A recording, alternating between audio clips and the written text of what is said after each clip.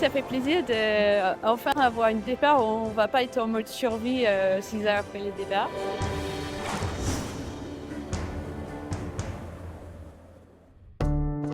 Veille de départ à Lorient, The Transat CIC part dimanche à 13h30. Les skippers et leurs équipes sont maintenant dans les derniers préparatifs. La bonne nouvelle, c'est que les premières heures de mer seront confortables pour les 48 solitaires.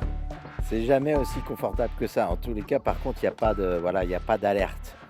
Pour autant, ça reste 50 bateaux qui doivent prendre le départ ensemble dans un environnement qui est contraint, bordé par la côte, l'île de Groix, certes avec des conditions météo de ouest-sud-ouest aux alentours d'une douzaine de nœuds, ce qui est très favorable.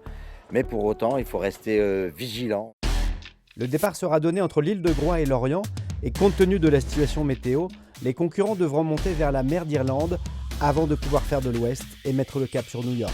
Je dirais que l'Atlantique, si on le coupe en deux, on a une dépression à l'est, une dépression à l'ouest. Au milieu, il y a deux anticyclones, dont un très nord et un très sud. Et du coup, avec une zone sans vent au milieu qui marque un peu la séparation entre les deux dépressions.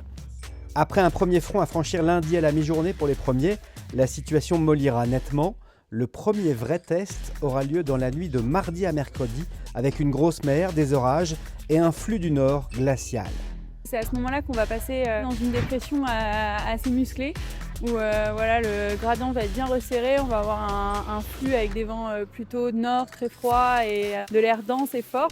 Voilà, c'est des moments où on a envie de faire courir le bateau, d'aller vite pour gagner du terrain, mais on est aussi dans la première partie de course, donc il faut prendre soin de nos machines. Ça va être beaucoup d'arbitrage à faire pour pas exploser les bateaux parce que c'est des conditions dans lesquelles ça peut aller très vite et la mer va être très violente. La course devrait durer 8 jours pour les plus rapides des IMOCA et 10 à 12 jours pour les classes 40. Là, on sait que du début jusqu'à la ligne d'arrivée, il va falloir être sur le qui-vive et les dépressions vont pouvoir s'enchaîner les unes après les autres. Donc c'est ça qui la rend difficile, techniquement complexe et difficile pour les bateaux et pour les marins aussi.